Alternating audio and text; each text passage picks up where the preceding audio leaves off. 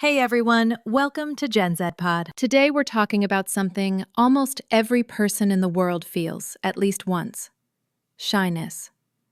You know that awkward moment when you want to say something but fear shuts your mouth? Yeah, that's the one. So let's start with a little history. There was a famous American social psychologist named Solomon Asch. He made one of the most important experiments in psychology, and honestly, it shocked the whole world. Here's what he did. He brought one real participant into a room, but the rest of the people inside were actors pretending to be participants. Then he showed everyone 3 lines, A, B, and C, and asked a super easy question. Which line is the same length as this one I'm holding? The answer was so clear. The correct line was B. Even a person from the back of the room could see it. But here comes the trick. All the actors said the answer was A. And because of this, around 75% of the real participants also said A, even though they clearly saw the right answer. Why? Because they didn't want to be different from the group. This, my friends, is called conformity. And it's one of the biggest reasons why many of us feel shy, embarrassed, or even develop social anxiety. Think about it. How many times have you stayed silent, even when someone was wrong, just because you didn't want to stand out?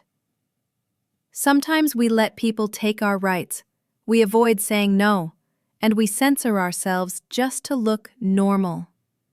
Psychologists call this social self-censorship. Researchers even found that people usually keep quiet in groups for 4 main reasons. I think my opinion is wrong. The other person looks more confident, so let them talk. I don't want anyone to laugh at me. I'm not good enough to speak. These little sentences show big problems: fear of judgment, low self-esteem, and fear of being different. Now, many of you ask, is shyness the same as social anxiety disorder? The answer is no. Shyness is temporary. It comes and goes in specific situations. But social anxiety disorder is something stronger. It's chronic, intense, and sometimes it completely blocks people from living normally. Shy people may still speak even if it's difficult, but people with social anxiety feel physical symptoms too: shaking hands, sweating, blushing, heart racing, or even nausea. Some even believe that if others laugh in the room, it must be about them. According to the U.S. National Institute of Mental Health, about 12 to 13% of adults experience social anxiety at some point in life. And yes, it's a bit more common in women. But here's the good news. Many solutions are skills that you can practice. Confidence is not a gift from heaven. It's something we train like a muscle. For example, funny imagination. Imagine the scary person in front of you doing something silly, like dancing in pajamas or wearing clown shoes. This breaks the fear because your brain realizes they are just human. Focus on facts, not fears. Remind yourself that most people don't think about you as much as you believe. They are busy worrying about themselves. Look at a fixed point. If eye contact makes you nervous, focus on an object in the room and speak. You'll look serious but won't lose your words. Change your what ifs. Instead of, what if they laugh at me, think, what if I meet someone who becomes a new friend? Or, what if this speech gives me a big opportunity? By changing your mindset,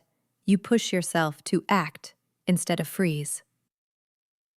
And now, let's talk about confidence. Many people think, I need confidence first, then I can act. Wrong. Confidence comes after action. Just like swimming, you can't learn by only reading a book. You must get into the water. The same with public speaking. Make mistakes. Say silly things. Fail a little. Each time you will improve, and step by step, you can even speak in front of hundreds of people. Another practical tip: ask deep questions. Instead of asking someone, where do you work? Ask, what do you enjoy about your work? The first question gets information, but the second one creates feelings and connection. And when you connect, you feel less shy. Also, prepare for conversations.